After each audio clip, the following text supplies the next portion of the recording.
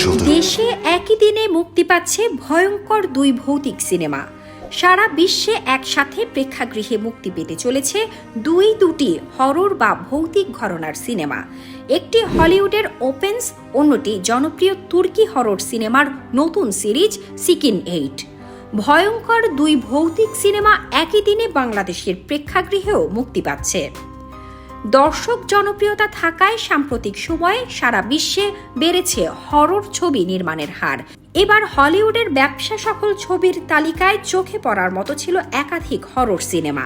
মার্কিন সংস্থা কমস্কোরের এক পরিসংখ্যান বলছে, চলতি বছর উত্তর আমেরিকার মোট টিকিট বিক্রির 17% এসেছে হরর ছবির হাত ধরে, যা 2024 সালে ছিল 11%।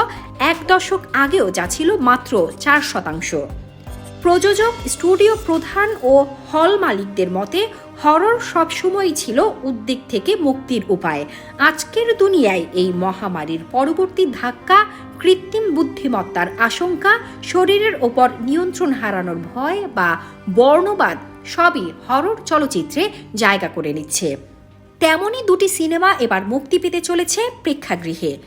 একটি জ্যাক ক্রেগার পরিচালিত আমেরিকান রহস্যময় হরর থ্রিলার সিনেমা ওপেন্স।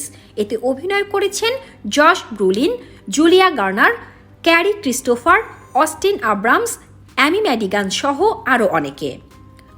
অন্যটি অ্যালপার মেস্টকে পরিচালিত supernatural horror cinema Siccin 8। এ সিরিজে এবার অরহান চরিত্রকে মূল নায়ক হিসেবে উপস্থাপন করা হয়েছে।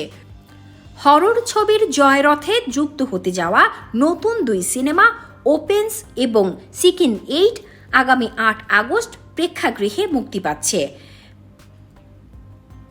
বিশ্বের বিভিন্ন দেশে মুক্তি পাওয়া বিদেশি দুটি সিনেমা একই দিনে বাংলাদেশের স্টার সিনেপ্লেক্সেও মুক্তি পাচ্ছে।